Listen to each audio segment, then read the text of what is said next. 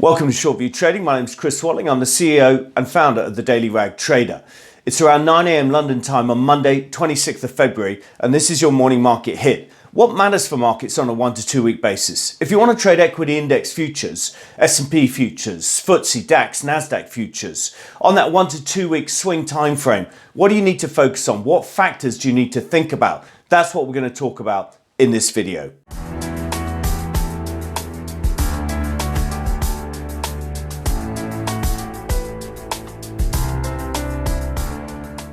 And the first thing you need to think about is how's the market behaving? What's its price action like? Because once again last week, the S&P 500 broke out to the upside of a consolidation range. We saw over the guts of February, the middle of February, the 2 weeks in the midst of that month, the S&P 500 started to consolidate its gains and track sideways.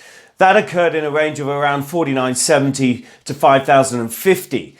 But at the back end of last week, after NVIDIA's earnings, the market broke out to the upside. Now, interestingly, this is the third major consolidation phase that the S&P's had since it began its big rally in the lows in October. You'll remember in the summer of last year, from July to October, the market had a bit of a give back of its prior gains. And then in October, it made some lows towards the end of the month. And since then, it's been surging quite hard.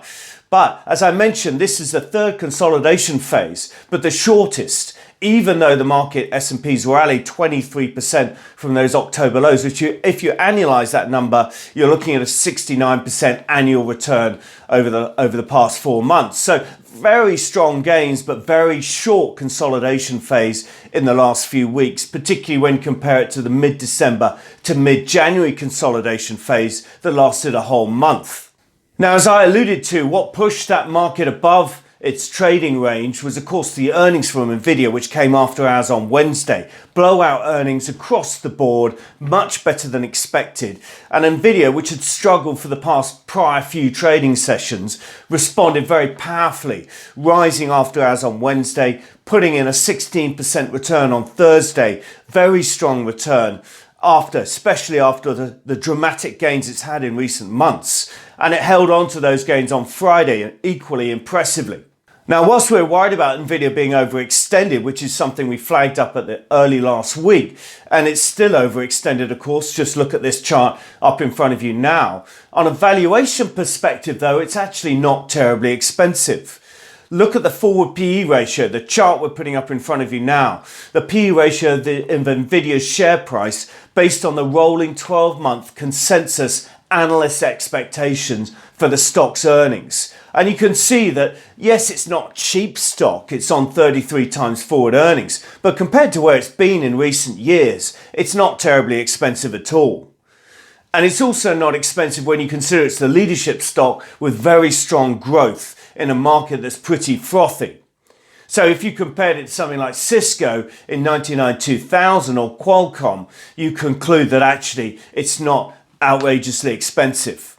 But the key point here is, what do you do with the S&P 500? What do you do with those equity index futures now they've broken out to the upside? Well, it's interesting to note that momentum is clearly on your side, and that's confirmed somewhat by some of our models. Just take a look at the NASDAQ momentum model that we're putting up in front of you now. Generated a buy signal in the middle of last week. Equally, if you looked at the NASDAQ technical scoring system, similar story, buy signal last week. So there is some positive momentum models. There's also positive momentum in general.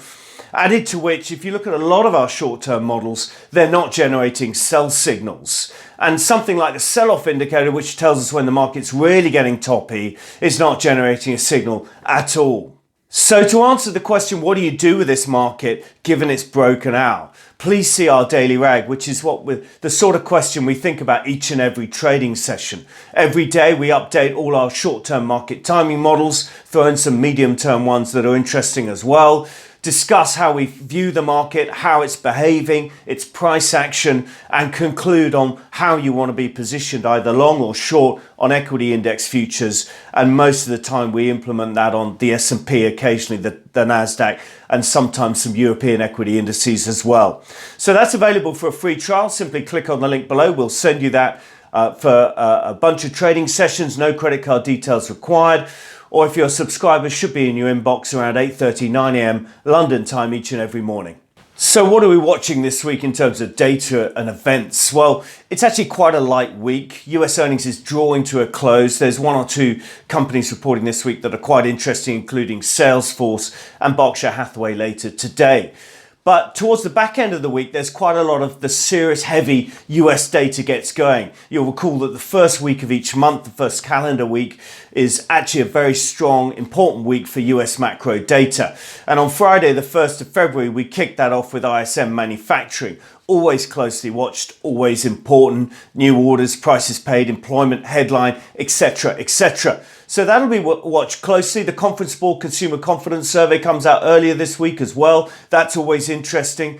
And then across in Europe, there's quite a few bits of interesting pieces of data, including flash inflation at the end of the week, and then some Eurozone M3 money supply. Of course, M3 money supply has been very weak in recent months. Will it accelerate at all, or will it continue to be weak? That'll be watched closely as well. So that's it from us. That's your morning market hit for Monday, 26th of February. Thank you for listening. Please do subscribe to these videos on YouTube. Simply click on the subscribe button and share and like on social media. You can also follow us on Facebook, Twitter, and or LinkedIn. Thank you for listening. Stay safe. Trade well.